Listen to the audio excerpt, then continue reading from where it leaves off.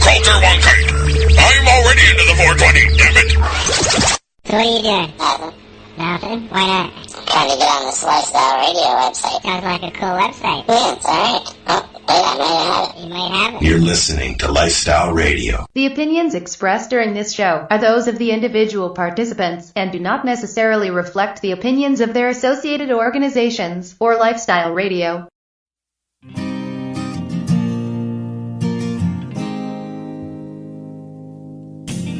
You know I blame it on industry. I blame it on my own hypocrisy. Miseducation and politicians. No one's willing to step up and speak. Hello everyone, and welcome to the Pace Radio Show. As always, we're live. Got a mouthful of tongue slipping over that. But we are live here at lifestyleradio.net and .ca, as well as our sister station, 420radio.ca. I'm your host, Al Graham. Tonight, my joint host is Alicia Yashcheshen, and she has contacted a friend to come on to the program to talk to us about what he's been doing.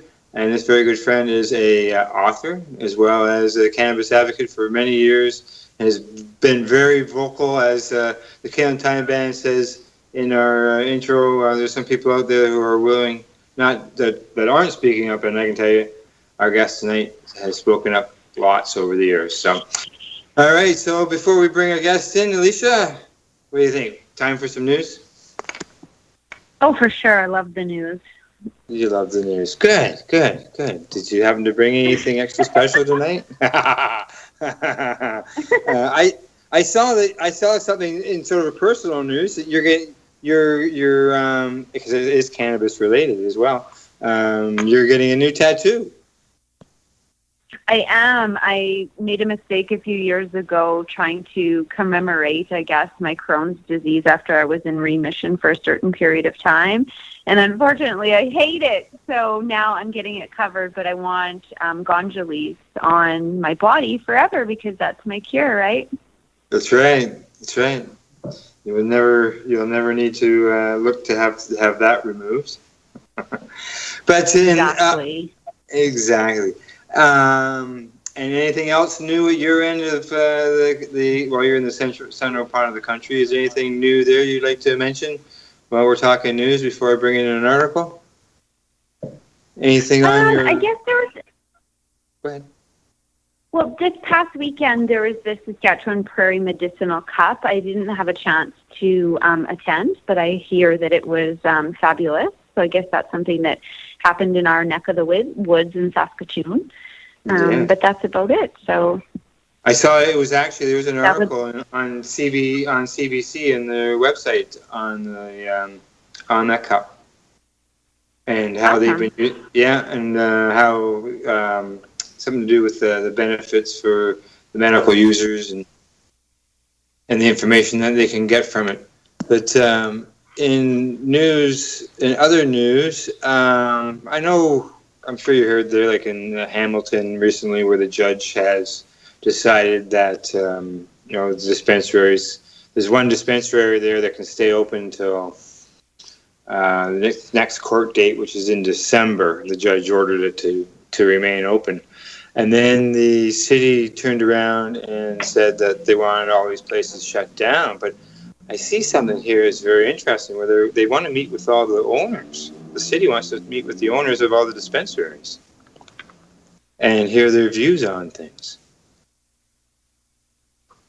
Because you look at it in Toronto, they're just going in and raiding them and trying to shut them down. But here they say that they want to actually they want to discuss roles, functions, and issues and solutions respecting the current and future climate in the cannabis industry.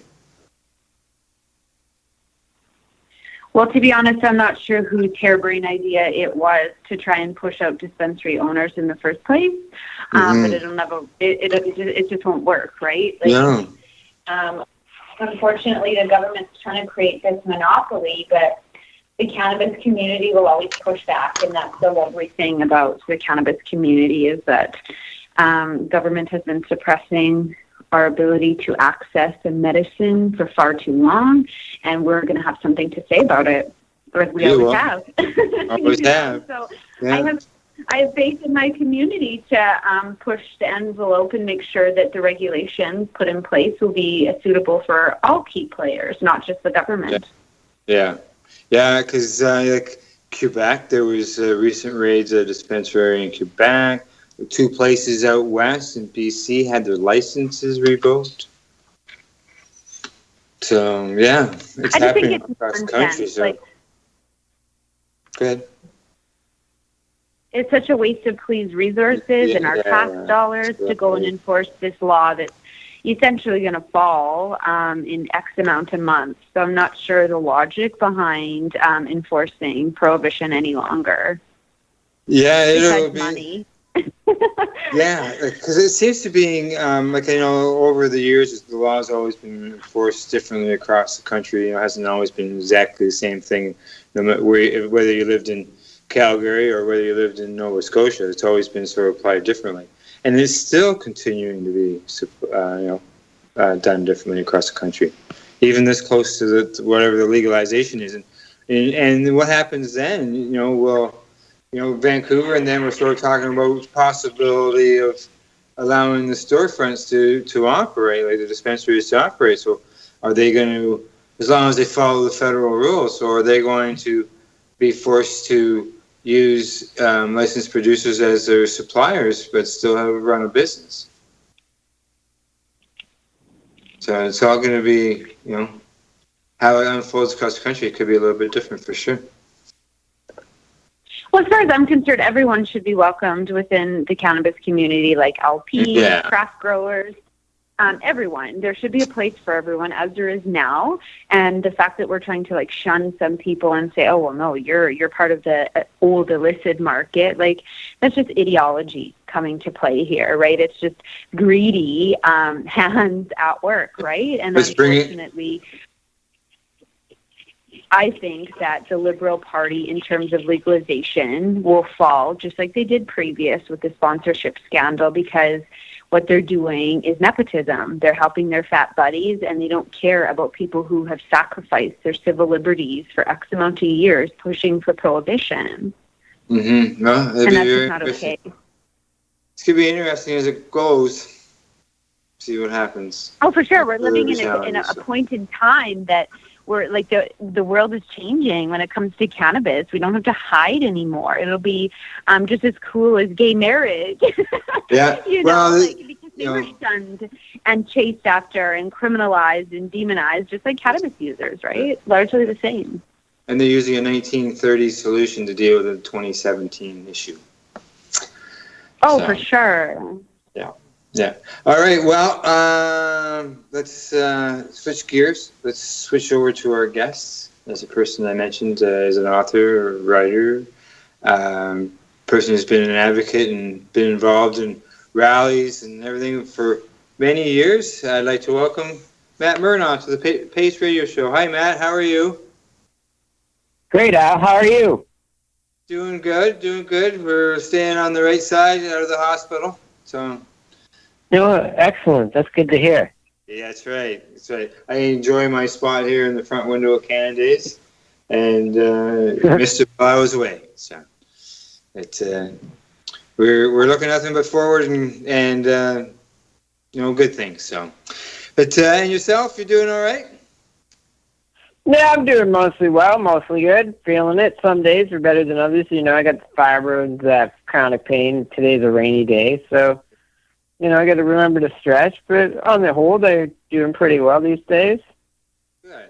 It's always good to hear. I haven't talked to you in a while, so it'd be good to get caught up tonight. Yeah. Yeah. But first, we're going to pass you over to Alicia. She always likes to get things going with some tough questions, right, Alicia? For sure. All right. Now you scared him. All right, so I guess for our listeners who may not be familiar with you and your work, take us back to day one. How did cannabis become a part of your life? What's your story? Oh, Jesus. Sorry. Yeah, about 1995. So when I was 17, so that was even before, that was like 89. I was diagnosed with fibromyalgia. I was prescribed opiate-based medication. And around 94, 95, my second year of college, I began using cannabis, discovering it from a friend who happened to just decide to, in about 95, grow cannabis. So that was quite an interesting experience from there. Fast forward ahead, 97, I was living in Toronto. I ended up meeting this guy called Warren Hitzig. He started the first Compassion Club, which became dispensaries, Toronto Compassion Center. I was the 22nd member of his group. Then we'll fast forward to about 5 more years. 2002, Toronto Compassion Center, they got raided. And I wrote a debut article in Now explaining that I was a member of this organization and how cannabis helped me. And it began opening the door to sort of writing about the issue of cannabis. That being said, I noticed a lack of events going on in the area, and by events I mean rallies. So me and a group of friends formed the Hash Mob. So I guess I'd be co-organizer of the Toronto 420 Smokeout, the Niagara Falls 420 Smokeout, the Hamilton 420 Smokeout. So definitely be co-organizers of all those three. To name a few others that I've helped lead and co-organize. So, yeah, I have a decorated history on the advocacy side. Best-selling author, Liberal. The Ontario Liberals actually called me a consultant wrongly, but I accepted on my resume. And so I can continue, I guess. It's a pretty decorated career. Thank you. Awesome. And so after you had a well-known court case, is that correct, that had went to the courts? And can you kind of, I guess, give us a little bit of details about that? Sure. I guess, I mean, that's what, for sure, that's where a lot of this stems from. Like, there's a lot of lawyers now that became inspired that are now criminal cannabis lawyers. That I've now know that I see doing cannabis law. That's pretty cool. My court case in 2011, I was charged with growing cannabis for myself. I couldn't access the government program. We called witnesses from across the country. We cross-examined Health Canada. Ultimately, the court, at least in lower end, agreed with our argument that, yeah, the program was mostly an illusion to the majority of Canadians. It gets a little stickier at Court of Appeal, but it's still there. So it's basically this idea that Canadians need reasonable access to cannabis. Mm-hmm. Hey, Matt. Awesome. Okay. In your court case, I see this posted on Facebook, social media, all that stuff about how people have the legal right to cannabis. How by law they're allowed to have access to it. But wasn't your court case something to do with along that line? Exactly along those lines. People get confused. They say, "Oh, I have a right to it."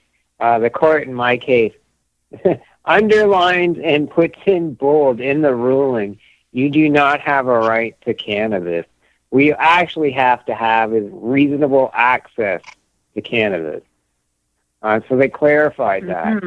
Now, obviously, when they clarify something, they create tons of confusion at the same time. So, like, is reasonable access me placing an order online, waiting 2 or 3 days?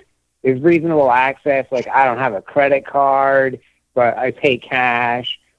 Is reasonable access, this is too expensive, and I go around the corner to my local dispensary and I pay $40, and I only spend like $60 to $80 a month on cannabis, so I can't access, the mail order system. I mean, these are all now arguments that these cannabis lawyers have come up with based on my clarifying the error of you need reasonable access.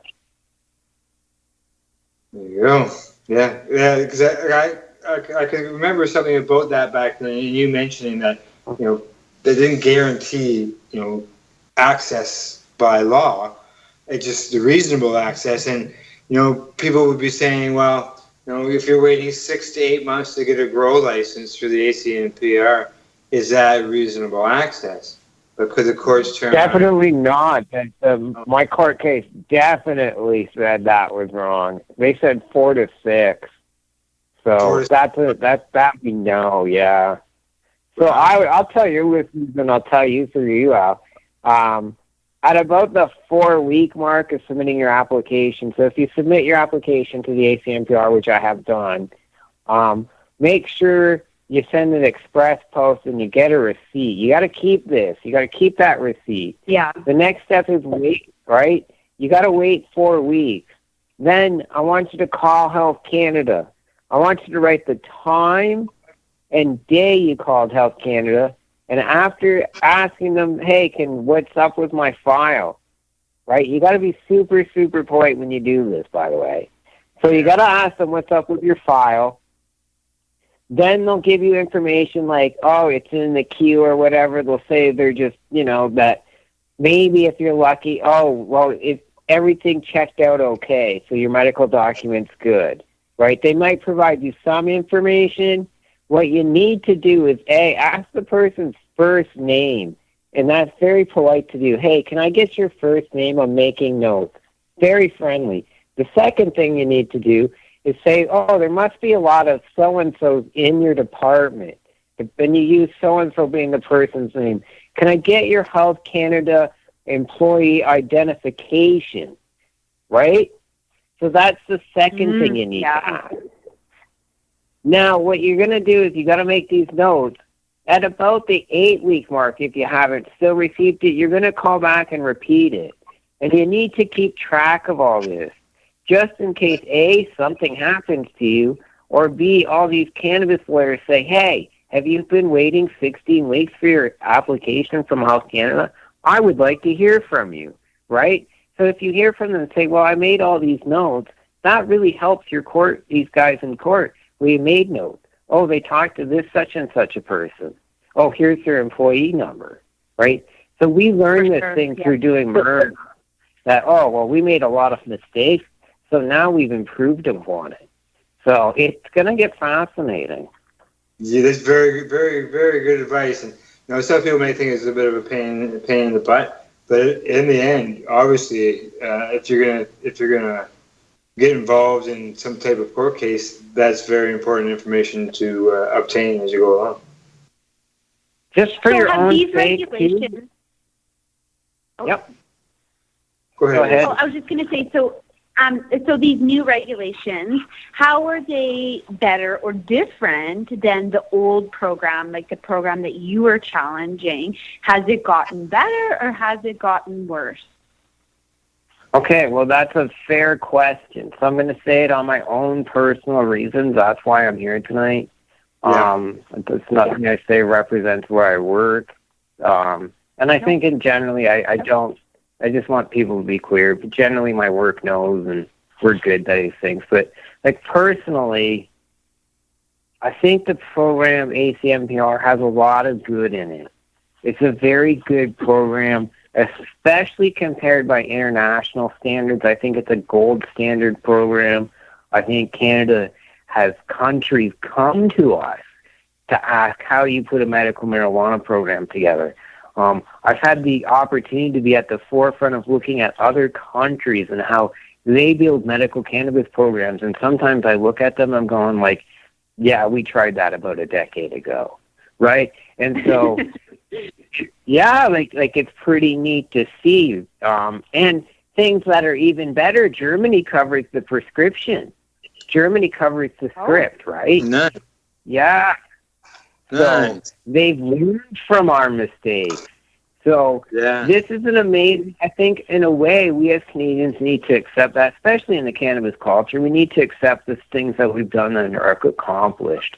The number was genuinely hard to get into this program when the government was running it.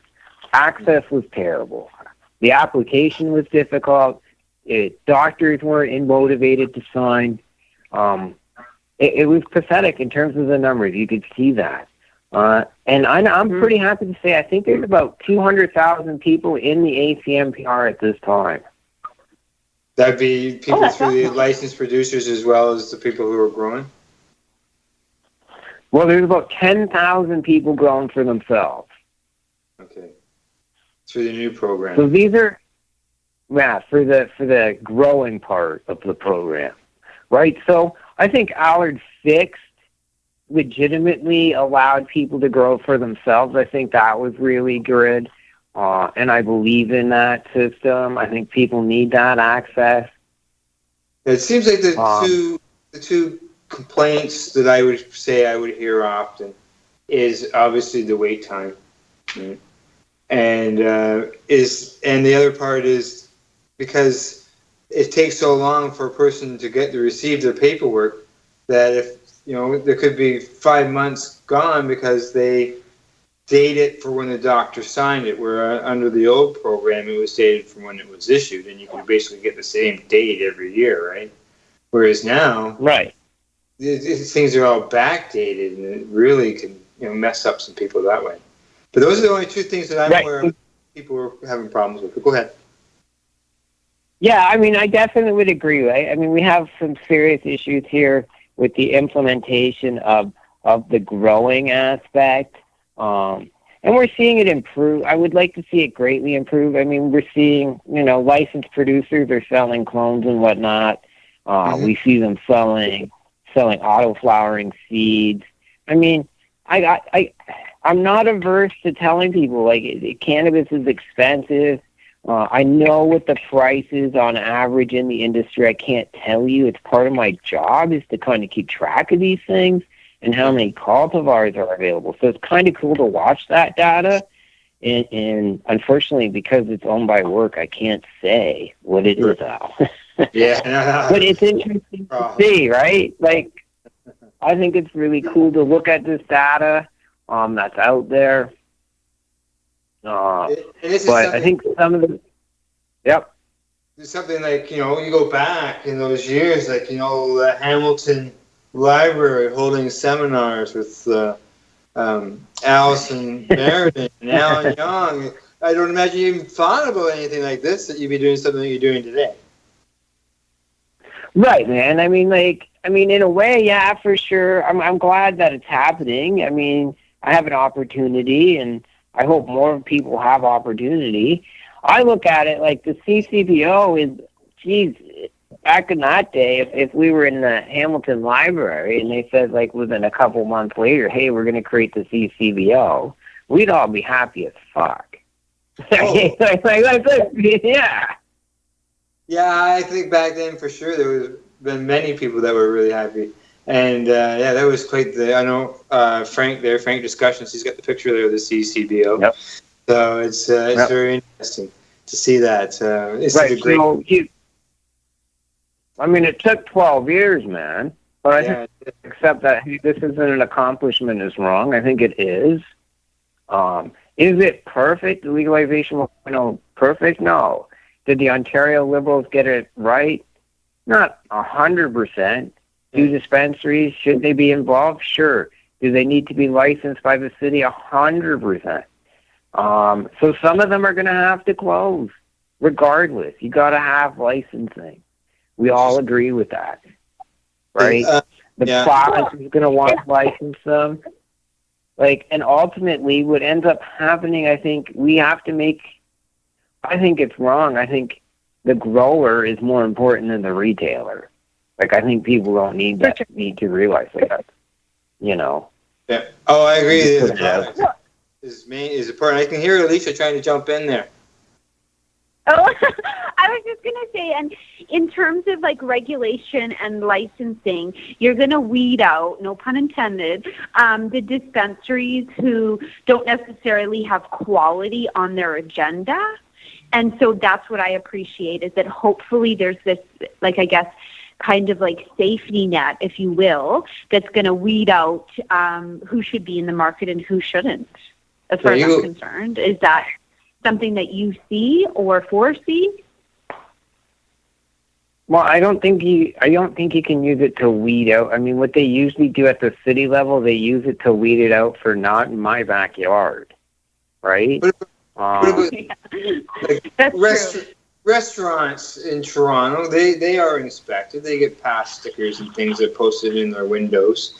I'm not saying, dispensary needs stickers in their windows, but there is some type of regulation around restaurants and other businesses. And bars, all that stuff. So, no. But I think it then goes back to the question. No. So then I guess where's the quality police is my question. Like, who's going to police the quality of cannabis? Because we have all of these naysayers saying, well, geez, if you grow cannabis with this type of fertilizer, well, you're going to create mental illness. Like, how are we going to police quality? Like, has anyone said anything? Well, the federal government already does that. The federal government actually... Well, yeah, and that's where ultimately dispensaries are going. So this is where it gets fascinating. The government is basically making, I think, a decision. To be truthful, I think the retailer, I'll go back to it, the retailer is less important than the farmer.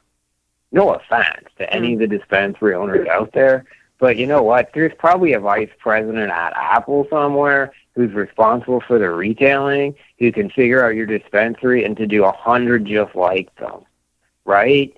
It can't, I'm not taking any owner away from any of these business people that have opened their businesses since the Liberals announced legalization.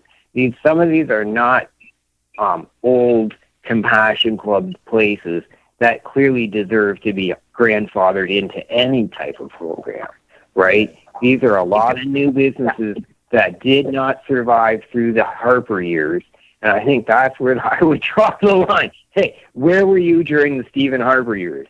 If you were a storefront dispensary and thought, hey, I was here in the Harper years. Okay, you're grandfathered in. Where were you? Right? And so I'm not saying that, but I mean, man, I'm a farmer. Like, I like growing cannabis. I've been doing it for 20 years. I like being associated with an LP that likes to farm. Like, I think the approach from the government is less to do with focusing on retailing and focusing more on, the grower side, especially when you talk about quality. Like, I'm a grower, so let's, talk about quality there. Sure. Yeah. For sure. Okay, guys, we gotta go for a commercial break. Time to pay some bills. Tonight's bumper is the music of the Canadian Beaver Band, and the song "True to Wana" is what the song is called. And then when we get back, we'll continue our discussion with Matt, and you're listening to the Pace Radio Show here on lifestyleradio.net and .ca. See you in 5.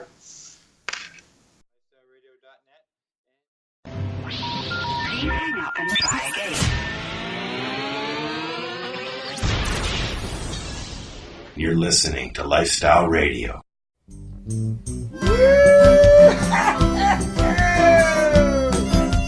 Marty, bring me a bag of that stuff over here, would ya? Now, Justin Trudeau had a puff of weed. Said he took a puff when he was an MP. And Tories took the story to the CBC. And now it's all over. Canada, the time to act is now. These days, your customers are seeking variety. Increase your earning potential by expanding your inventory with CC Nexus, Canada's largest cannabis seed wholesaler. CC Nexus stocks over 60 reputable breeders, including Canuck seeds, with a wealth of autoflower, regular, feminized, and CBD strains. All first-time customers will receive a free pack of Canuck seeds, plus a mug, t-shirt, and additional promotional materials. Add strains and increase your profit with CC Nexus, your Canadian-owned and operated wholesaler of cannabis seeds. Discreet, worldwide stealth shipping from Canada, supporting you locally. Call today 1-844-843-7995, 1-844-843-7995, or visit us at ccnexus.global. The following is a public service announcement from the Canadian Therapeutic Cannabis Partners Society. The Canadian Therapeutic Cannabis Partners Society is a non-profit organization dedicated to ensuring improved access to therapeutic cannabis and cannabis byproducts in Canada.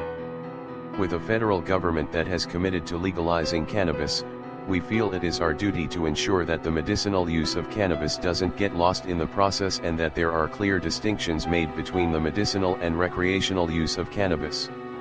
It is our mission to ensure that government regulation doesn't get in the way of a sick, disabled, or terminally ill person's right to use or produce this amazing natural health product. If you would like to get involved, you can contact us on the internet. www.canadiantherapeuticCannabisPartners.com, on Facebook, CTCP Society, or search Canadian Therapeutic Cannabis Partners. CTCP now operates a medicinal cannabis signing clinic. If you want to grow your own medicinal cannabis and are located anywhere in Canada, then I'd like to suggest that you give them a call. They can be reached at 1-613-967-9888. That's 1-613-967-9888, and grow on with CTCP. Man, have you been to Canadays yet? Canadays, Campbellford's premier cannabis culture shop at 19 Bridge Street West. They've got bongs, oil rigs, grinders, and papers, everything you need for consumption. They've got seeds, soil, nutrients, and dome trays too. Everything you need for cultivation. Get top quality seeds from top suppliers like Canuck, Crop King, and wholesaler Nexus. Canadays. They've got all kinds of awesome cannabis novelties, clothing, and apparel. I know, right? It's a lot more than just a bong shop. Interested in gaining legal access? Canadays can help. They're a PACE information center. You know, people advocating cannabis education. Come by the shop and check it out. 19 Bridge Street West, Campbellford. Canadays. Have your say without saying a word. Canadays.ca. Growing your own vegetables, flowers, or even medicinal plants can be a challenge without the right equipment and proper know-how. At BMA Hydroponics, not only are they your urban horticultural experts and suppliers, but their staff holds the customer's needs paramount to making a sale. Family-owned with decades of experience and knowledge, they offer free advice in person, by phone, or email. BMA Hydroponics wants to ensure you have the advice you need, which is why you'll find tips and tricks on different ways to grow, like wick, ebb and flow, drip, or aeroponic system, as well as other helpful links at bmahydroponics.com. If you can't find what you're looking for, just let them know, and they'll do everything they can to get what you're looking for. At BMA Hydroponics, each staff member also possesses a federal exemptee MMAR license, making their strong suit empathy, experience, and dedication to their customers. Because when you know how to grow, you'll have results that make you proud. BMA Hydroponics in Belleville, Ontario. Visit bmahydroponics.com. BMA offers cannabinoid testing, so if you want to prove you've got good medicine, head to BMA Hydroponics and prove it. All the politicians started jumping on board. Kathleen Wynne and Mayor Rob Ford. Harper got ass, but don't touch the stuff. He puffed a lot of puffers, but I never puffed the good stuff. True to 108, it's a brand new strain. All you'll ever need, it's a trademark name. Hey, we're back. We are live here at lifestyleradio.net, and we can also be found live at Spreaker, Showcast, and TuneIn Radio. Question. Wonder if you guys, if anybody out there heard the 420 Roadshow broadcast this summer. We did the Toronto Global Marijuana March, Toronto Green Market, Karma Cup, plus others. We interviewed a pile of people. If you missed those interviews and some of those great advocates that we talked to, then I suggest that you go to the Lifestyle Radio's Spreaker page, and you'll find all those interviews there from when we've done live on the road. And those are the 420 Roadshow broadcasts. Today on the program, I'm joined by our guests, Matt Mernaugh, and my joint host, Alicia Yashcheshen. Well, Alicia, where shall we go to next? Well, I'm very curious about Matt's book. So I'd love to hear kind of a synopsis about his book. Sounds good. Oh yeah. That caught me off guard. I mean, usually people are asking about how's the follow-up book going. I mean, the first book did amazing. Like it's considered a Canadian bestseller. It covers 150 marijuana strains. I don't necessarily. I mean, I review them, but I don't really necessarily review them. I more like get high on them and write words down and take photographs of them. Yeah. 150 strains in that first issue? Yeah. Wow. 150. How many have it in this next issue? I'm hoping 200 to 250. Oh, nice. And so what's the inspiration that went into the book? The inspiration? Well, I've been writing marijuana reviews for a while. And I won my court case. I ended up with lots of marijuana seeds from seed breeders. And I just had an opportunity to grow lots of different varieties of cannabis, photograph, and write about them. So that's how it just kind of fell into place. I've been reviewing them on my website. And nobody had been reviewing cannabis at this time. I was just like, I'm going to write about reviews about weed. Did you did video reviews and stuff like that as well, did you not? Yeah, I've done video reviews. I'd like to go back to doing video reviews. Heck, I could review the Gorilla Glue number 4 I'm smoking right now. It turned out very good, I have to say. It's pretty heavy indica. Just trying it out for the first time on your show. There you go. So, test on the program. Why not? We'll have to get a review by the time it's all done. Yeah, I mean, I love cannabis that much. Like I love photographing it. I love writing about it. So it's only a natural fit. And I'm hopeful for the next book comes out in time for legalization and everything gets timed right. It's a lot of Canadian growers we know contributed, so that's lovely. That makes me really excited. And as I say, I'm a big fan of growers. And I think people should grow more cannabis. I'm in favor of this 4-plant, cannabis.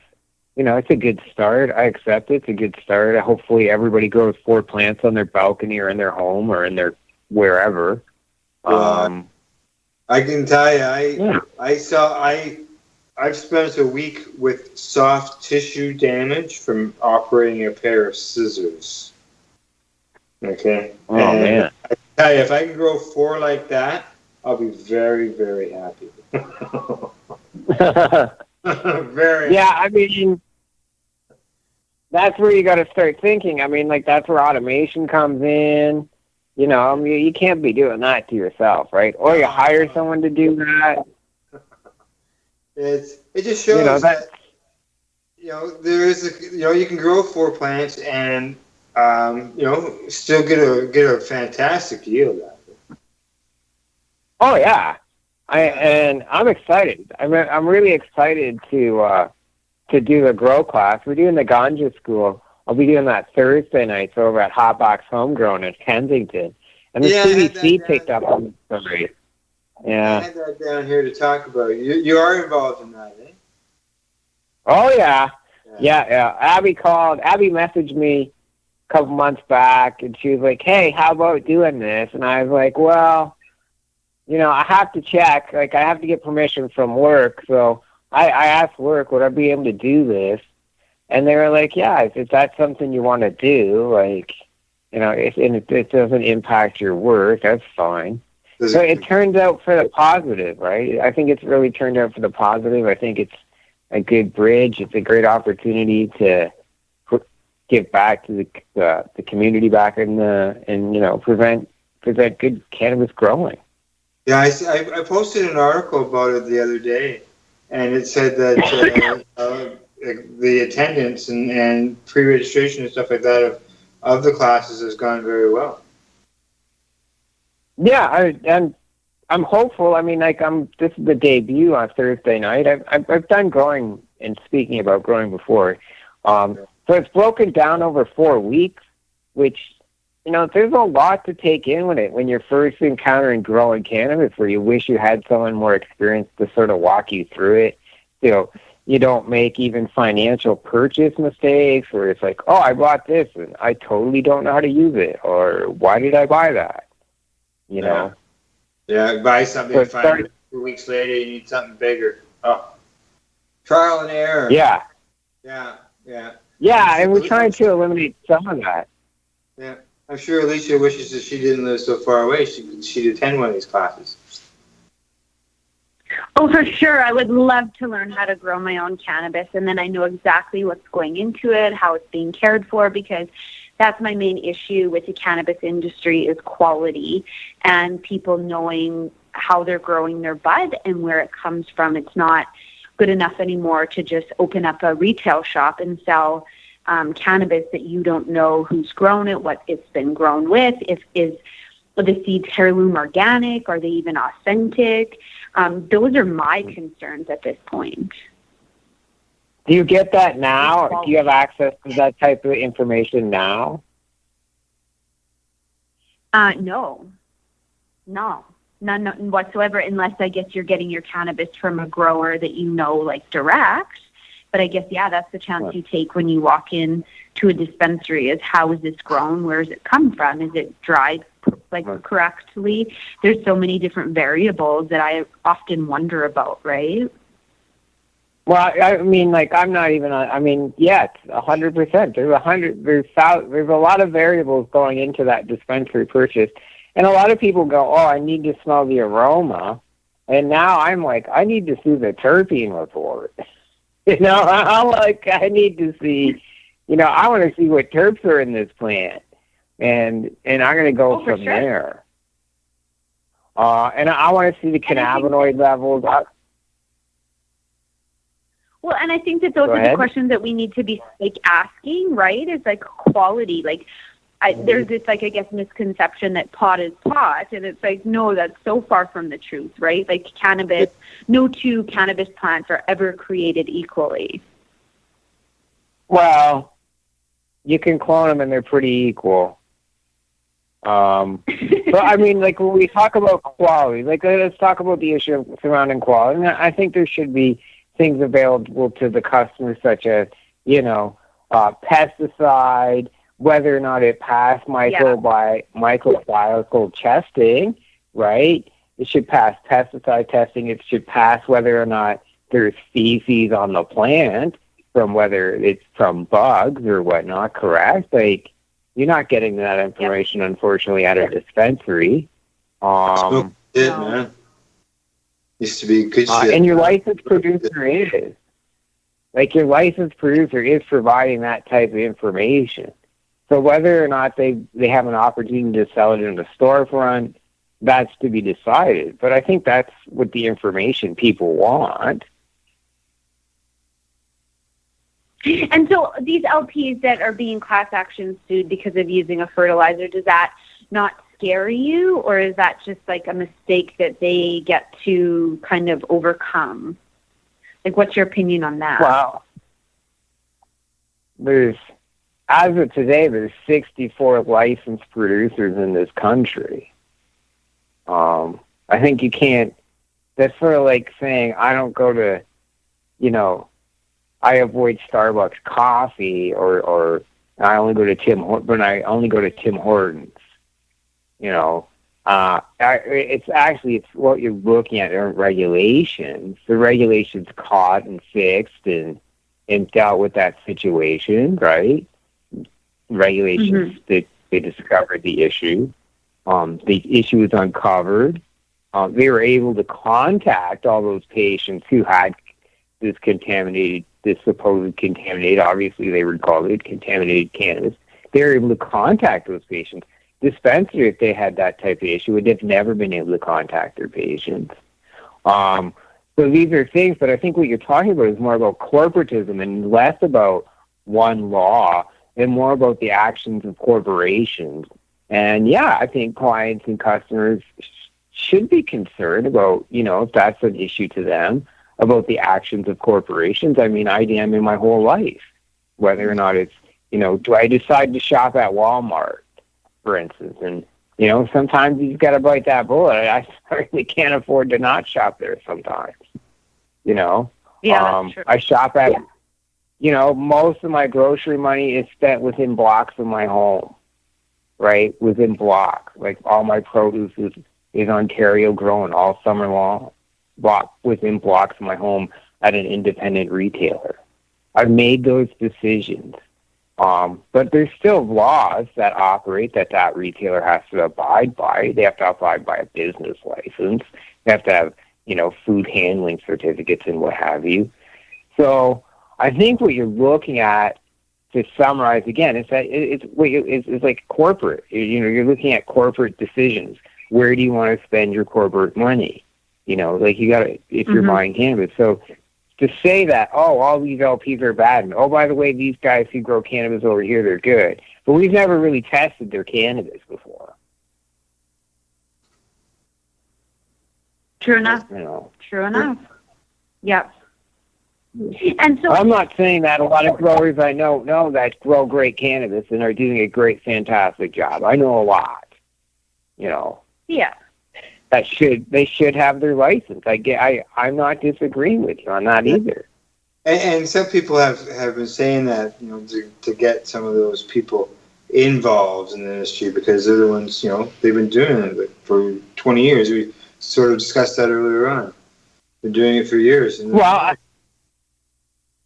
I agree. I agree on either on the job front. I think things like the Cannabis Act that says if you have a cannabis criminal record or been ever associated with cannabis advocacy, then you're disqualified from getting a security check. That clearly has to be challenged. And that's a huge flaw. Big time. I can remember the MMAR. There was times where you'd see some, you could see some people that had some criminal records, but they weren't busted for 2 joints, so they still got their license. But if they got busted for 2 joints, then they would lose their license. Right. Yeah. Go ahead. So these are things that need to be addressed. But I think also, some of the people, when we talk about the small producers, I want to know what the size of a small producer is to begin with. I mean, I know some guys that have greenhouse size MMAR grows that are on farms that really, in my opinion now, man, if you had $1.5 million, which I know you might be banking on this large MMAR grow, buddy, you could make this a legit operation. Yeah. Well, I know there was some talk there about trying to get some smaller licensed producers on board, and I sort of took that as, or were they trying to give an opportunity for larger craft cannabis people in order to try to get it in as a smaller LP? Because I could see. Well, I think. Yeah. But I think there are some small companies out there out of the 64. I mean, you got one guy growing with aquaponics. They're growing with fish. There's 3 of them that founded the company. Come on. Organic Dutchman. They're a small company. I mean, I can name, Jose. That guy's won a couple cannabis awards. People know him. Jose. Yes. People might know who I'm talking about. He works for a very small craft cannabis company now. So to say that there is none, I mean, it's silly. Yeah. I know a guy who was. I feel like. Who was a large MMAR grower who's now growing with an LP. Yeah. So. No. They do. I mean, on. So. It's the time. I think government should have been working more with the farmer and these MMAR growers who brought them into the fold. There's 2 things I would have done differently if I was government. I'm not. I would have brought in more MMAR growers into the fold, encouraged them to work with people. Toronto, if you're to start a restaurant in the city, you're probably looking at $1 million to $1.5 million, which would get most of the MMAR growers at least up and going. Right? You can hire consultants these days. Some of them are my friends on Facebook. Actually will help you get your MMA or get your LP license. So the opportunity, I think there'll be 100 licensed producers by Christmas. Well, the numbers certainly have picked up. There's no doubt about that. Yeah. Especially when you compare the Harper years to the Trudeau years. Yeah, I mean, like, legalization 1.0, somebody said there's like, you know, it's not going to be perfect. No. And I don't know even, you know, how anybody could expect it to come out of the gate as being perfect. I'm encouraged by hearing some of the things that, you know, they haven't come right out and say, like in Toronto, for example, lounges would be out, or the federal government said lounges would be out, or federal government, not the federal government, the provincial government saying lounges wouldn't be out because they still wanted to study those places. So instead of just it sounds very that sounds promising. I mean, I think lounges is a promising area. The government just doesn't know what to do with them. They've been here for a long time. We can't let lounges go. No, I don't know about you, Alicia. I don't know how if you've got many out there, but I know in Toronto there's plenty, and you know most of them are very popular. People are going to these places, but you're not hearing any negative stuff out of them. You know, you're not hearing about any fights or deaths or anything. Well, there's that, and I think, you know, ultimately, that's where the culture actually is, and that's something I'm big on. I call it the culture of cannabis, not to be confused with cannabis culture, but the culture of cannabis, like doing this radio show right now, that's creating the culture of cannabis, right? And I think these places are hubs where this culture is vibrant. Yeah, big time. So look, well, you had the TMZ there out of Vapor Central, and like that place was packed when you were doing that, and we had lots of viewers on your YouTube, your streaming of it, your live streaming you guys were doing of it. You had some very interesting games, you know, Bud Swap and stuff like that. So yeah, that's all part of the culture. And I think that, to me, I think when people talk about, I'm worried about LPs, and I think when I talk to them further, like you and me being, I think one, there's like maybe you're losing income, and I understand that, friend. Like, yeah, you've been doing this for 20 years under the table, and you didn't realize, like, yeah, you're probably not going to be included in the fold, and that's wrong. But then there's on the other hand, like, the culture. We can't, like, a lot of people are upset that the companies out there are trying to steal the culture, and I think that's furthest from these companies' intentions. I don't know. So I see a few things where there's lots happening right now that's causing a lot of confusion. Oh yeah, people are running over each other. Alicia, have you got a question for Matt before we go to break? We got about 3 minutes here. I guess so. It's not a fair statement to say that LPs target illicit dispensaries, or do they kind of, I guess, mind their own business? Because there's been kind of hearsay rumors that LPs are the ones who are reporting dispensaries in, especially Toronto. Do you think that that's true, or there's any merit to that? Well, I can't speak specifically as an industry in general, because I don't know other than what goes on at my own company, and I can assure people at my own company that is not what's going on. In fact, this was getting to be a bit of an issue a while ago, and it has come up several times where our CEO, Mike Gorenstein, is quoted in Leafly as saying, it's a pretty supportive quote. So we're kind of on the opposite side of this thing. And so that's all I can say. As I can say, my own CEO, when this issue was arising, I approached him and said I would appreciate if you come out and say something in Leafly, and it was positive to the issue. That said, we have a lot of other things to cope with at Peace Naturals, and in what we're doing that, I don't know how other companies have time to deal with all these other small, minute details out there that's all like just buzzing. But, we're just trying to produce good cannabis on a day-to-day basis. And that's all. So that should be assuring. Sorry? Oh, go ahead. No, I was just kind of emphasizing the point that Possibly that is hearsay that, I guess, people are accusing LPs of ratting on dispensaries and et cetera. But, you're always going to have that nattering back and forth, right? But in the same regard, I guess for me, in order for me to trust an LP, I guess I'm going to have to see more into the future. And I guess I kind of say that in an ignorant way, in that I buy from a dispensary, right? So I don't necessarily know what I'm getting. I hope I can trust the makers of the products that I ingest. But yeah, if there is no... how do you create that trust? How do you go by that trust, if you don't mind me asking? For me, it's I guess I'll try anything once and see if there's no adverse reactions or results, because I'm quite sensitive. So I guess that's the way I test quality. But in terms of smoking cannabis, it's a whole another spectrum of what I expect and what I look for when it comes to what I will smoke and what I won't. I guess everyone kind of has their own gauge of what's suitable or acceptable.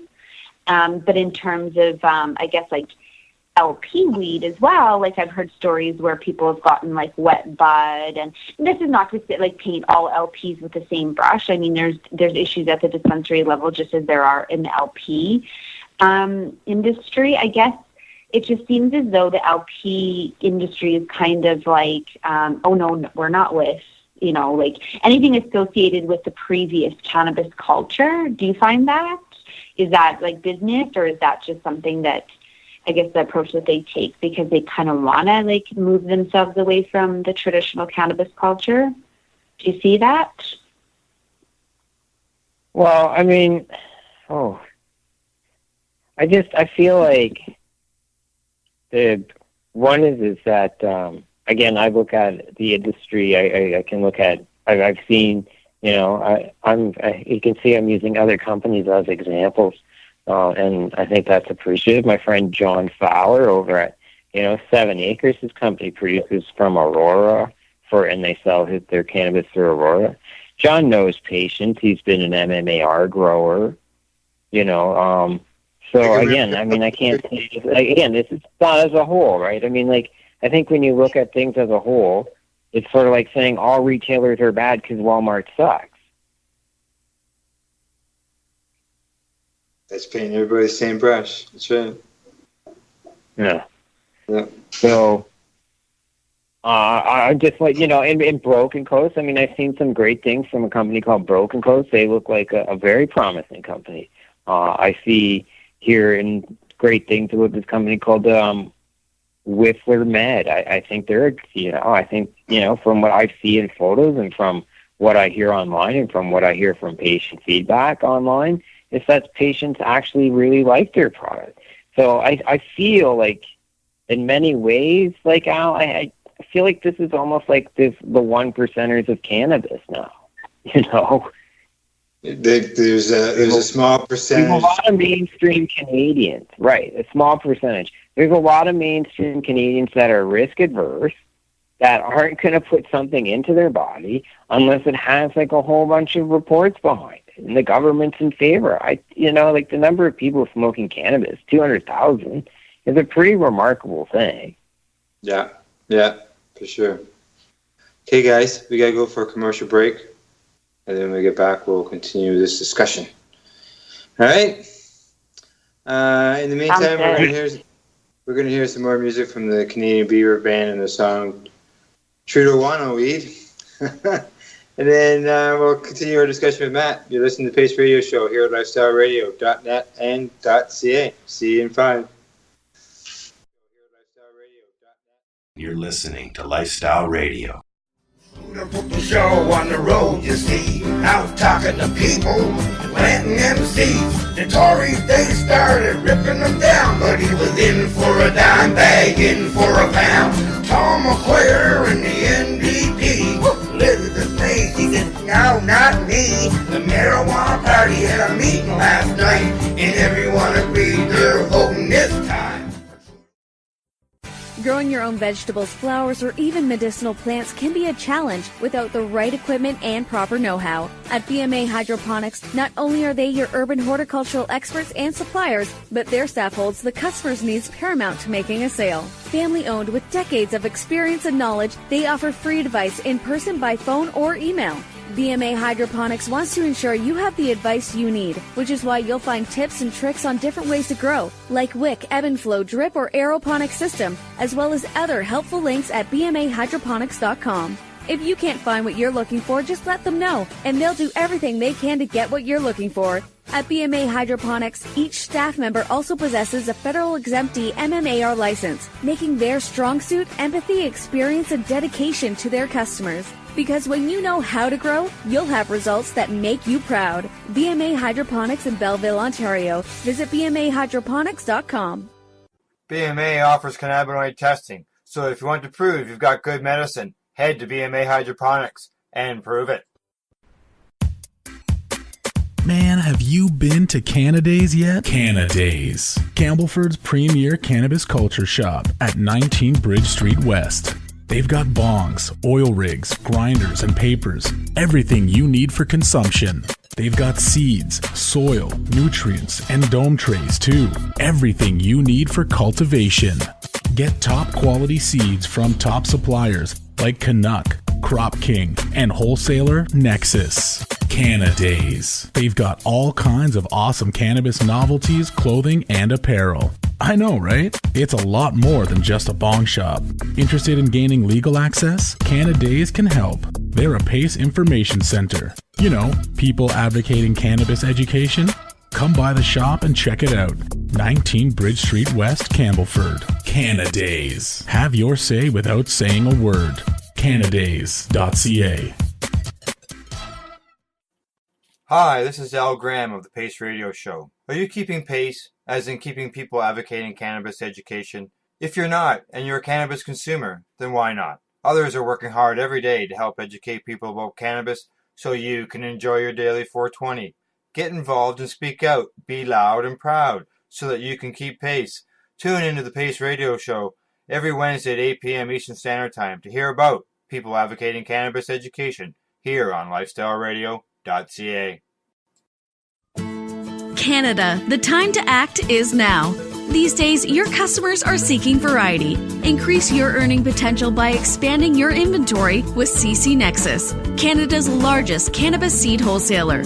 CC Nexus stocks over 60 reputable breeders, including Canuck seeds, with a wealth of autoflower, regular, feminized, and CBD strains.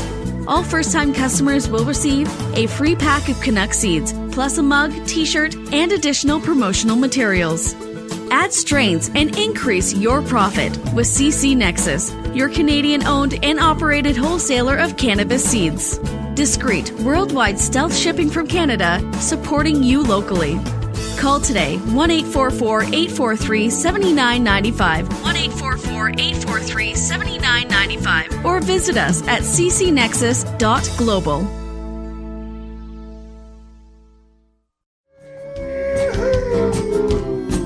Now all the politicians who might have smoked grass are waiting for someone to dig up the past. We'll see it on the news and on the YouTube. Peter McKay, look, he's rolling up a doobie. The media frenzy, it just won't stop.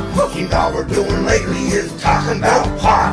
Who smoked what, how much, for how long? Never mind, everybody sing along. I'm here at lifestyleradio.net, and if you missed the live program, don't forget you can always catch the podcast afterwards.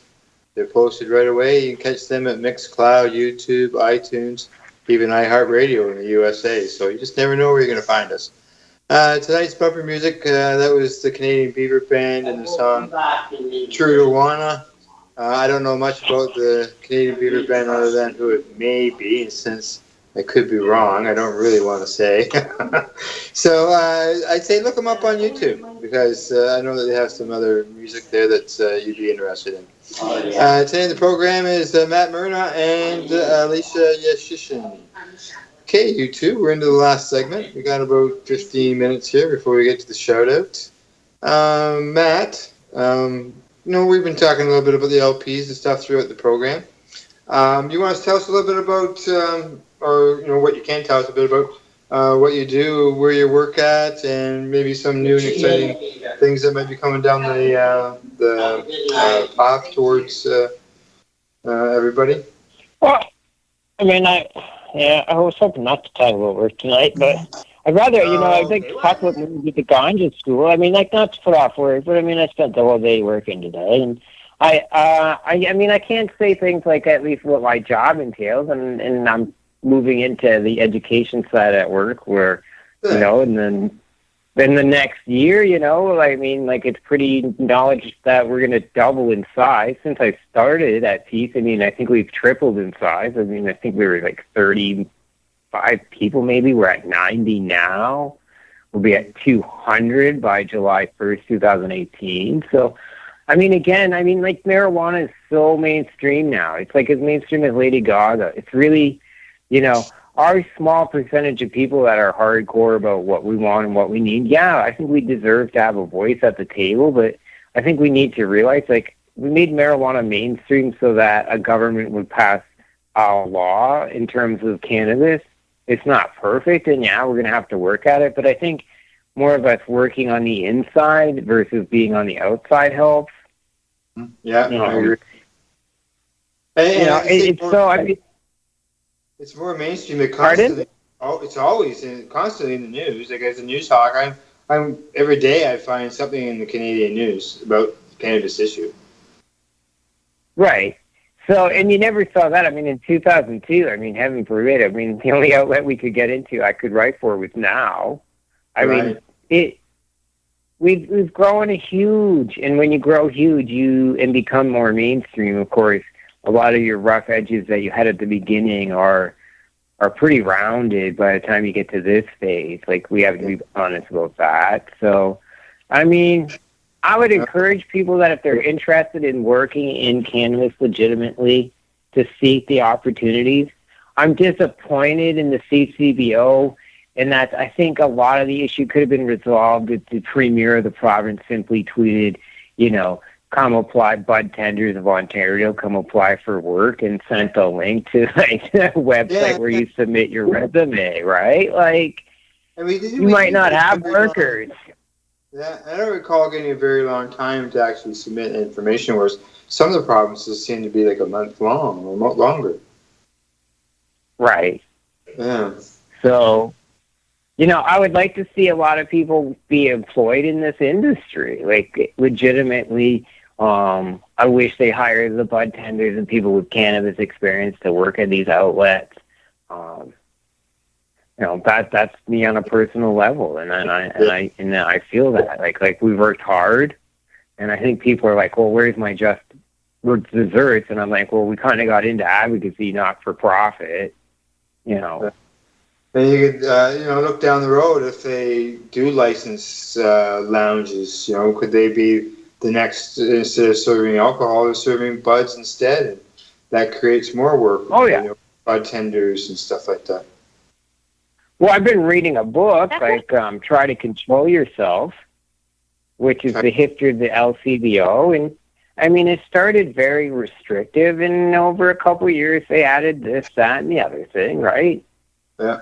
Oh, yeah. Let's just hope we don't have to wait 100 years to be able to get it, into a more, well, I started looking, it took almost 100 years for it to get into grocery stores here in Ontario. Whereas other places like in Quebec, it's been in convenience stores or corner stores for years, right? Well, I mean, yeah, also in Ontario, I had to have a pass book where they would write down your order. And so that, the person didn't overhear your order, right? Well, now with the CCBO, they want you to write it on a piece of paper and hand it to the person, and they go back and get your order. That's the way I understand it, is what I'm hearing about this, and that's why my comment earlier about a 1930s solution to deal with a 2017 issue. I don't think they're going to go that desperate. I mean, I hope they're not that desperate. That was the information that I got from that meeting, and others have mentioned it as well. But yeah, it'd be, it's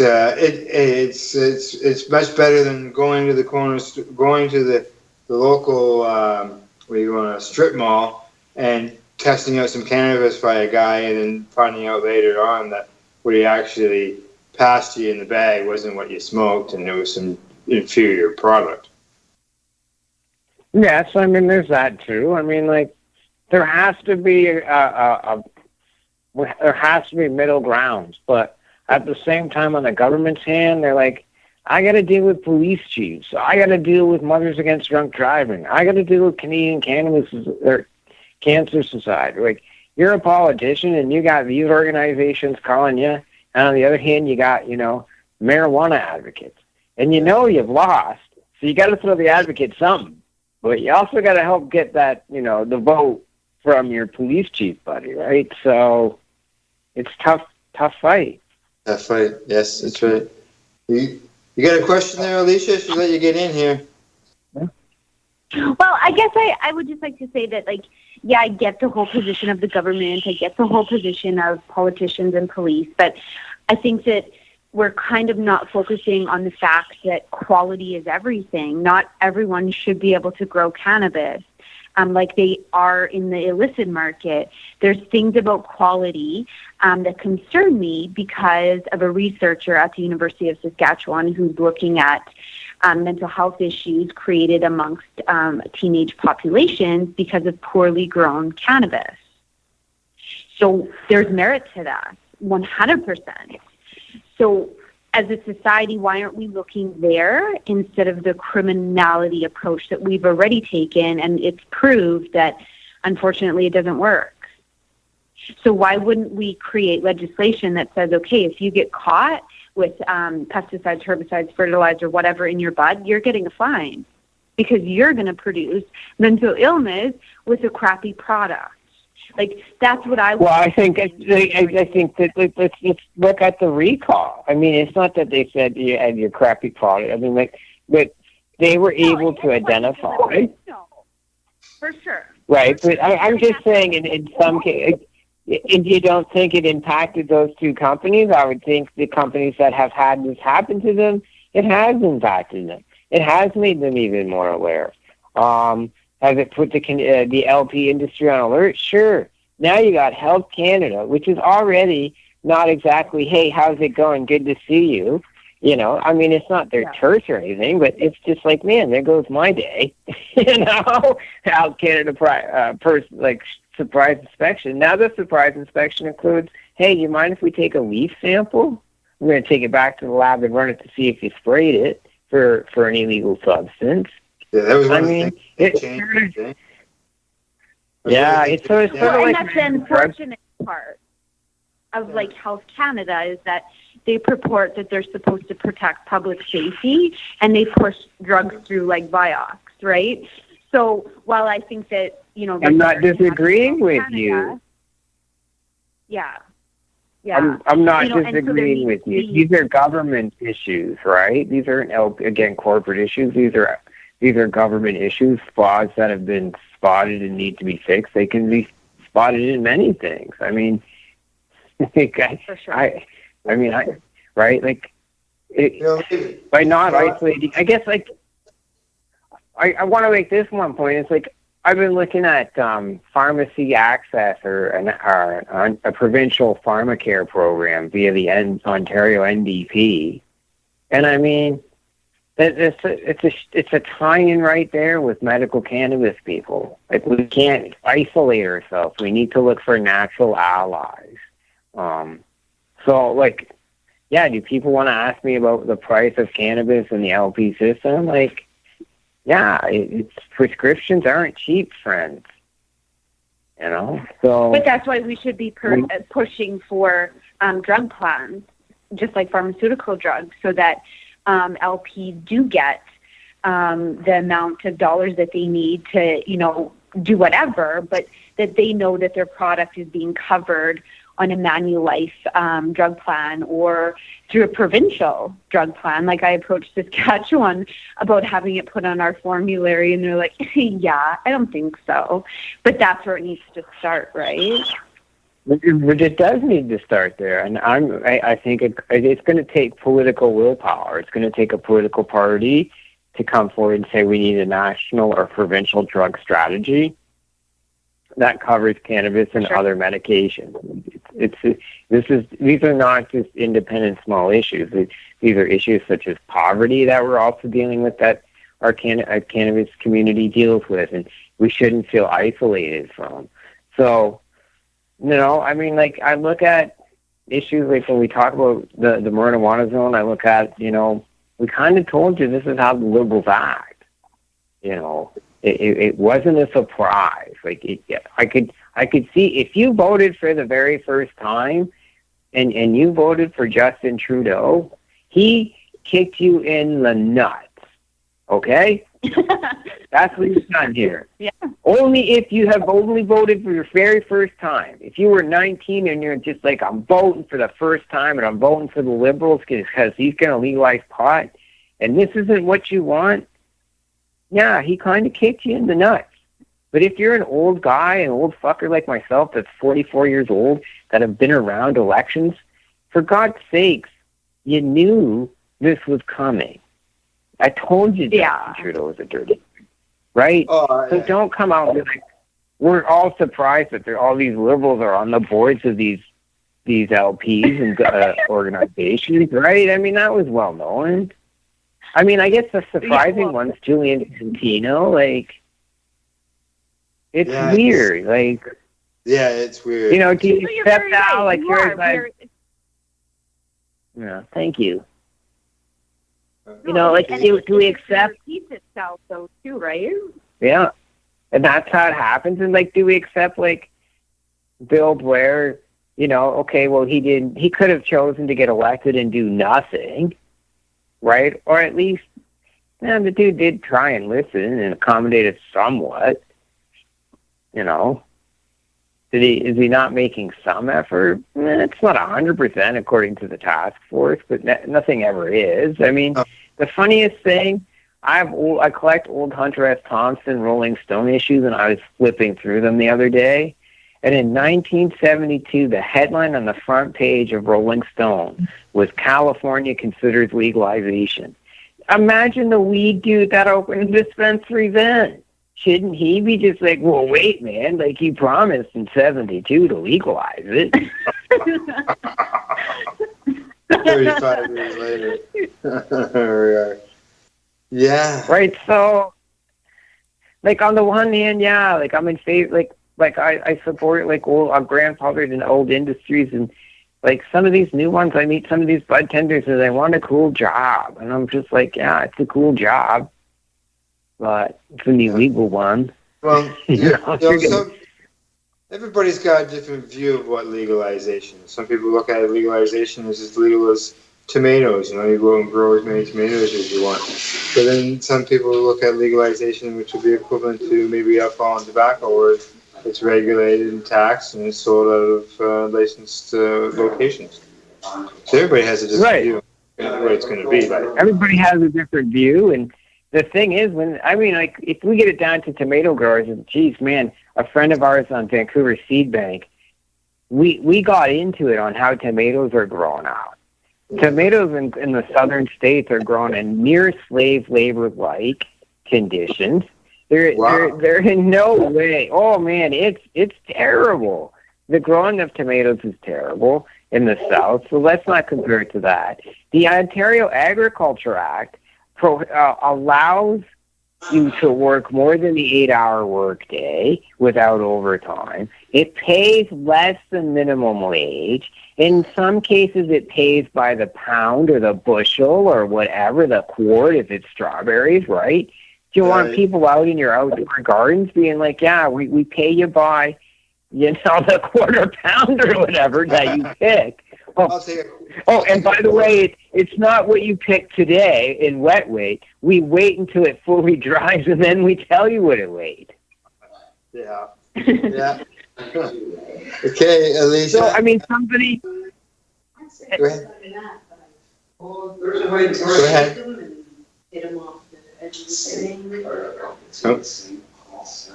Oh. Yeah, some people, that's what they look at it as. Maybe they don't look at the labor end of things, but they look at the fact that you can grow as many as you you want in your backyard. Just sort of like, here we can grow 30 kilograms. Was it 30 kilograms? Or was it 30 pounds? Something like that of tobacco. Tobacco. Yeah. I mean, who mostly gardens in the city of Toronto, Al? Old Italian men, because I live in an old Italian community, and that's the only place I see tomato gardeners.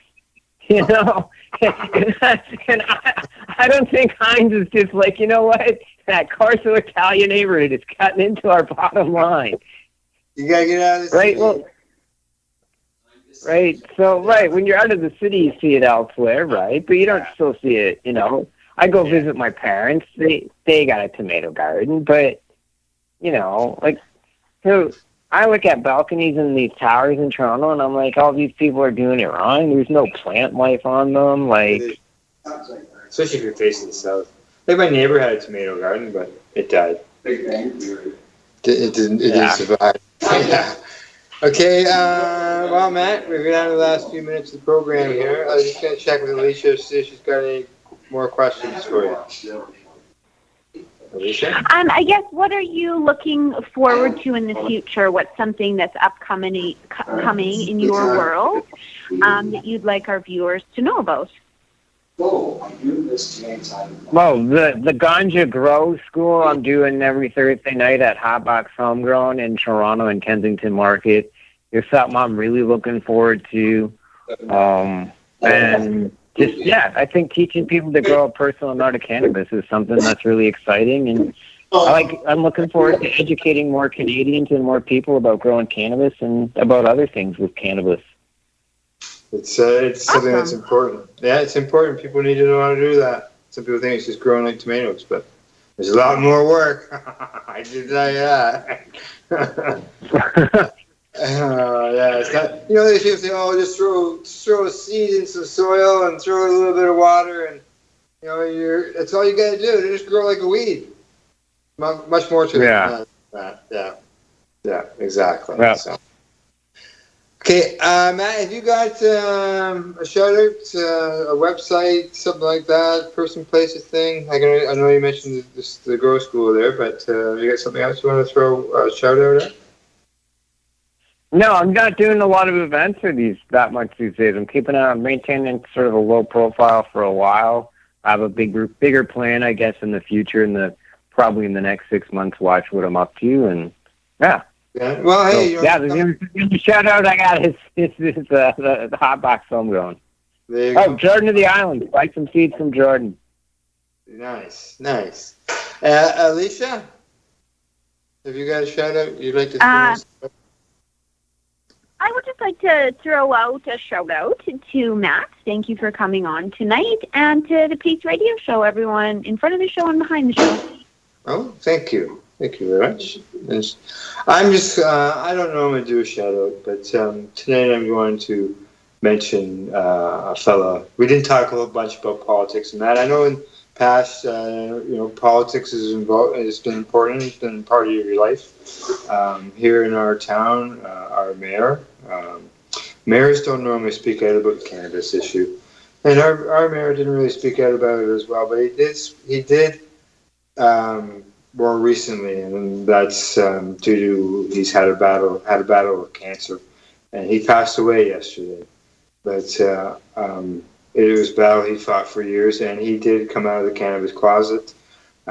He had me go with him to I'm gonna call it a community cable station down in the Oshawa area, and we spent probably 3/4 of the show talking about the cannabis issue and cancer that he was dealing with.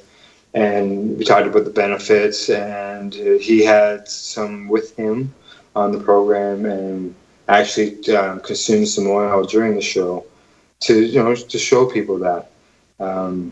It's unfortunate that he lost his battle with his cancer, but I was happy to see, in the beginning it was something that was very hush-hush quiet, and in the end, as I mentioned, he did it right on cable television. So we need more people like him to speak up, people in the political land, people with authority along the line that go through these health issues, and they see some benefits. Yes, it didn't save his life in the end, but he did have, it did improve his quality of life, and that's what a lot of us just ask for. So my shout out goes to Mayor Hector McMillan here in Campbellford. So, all right.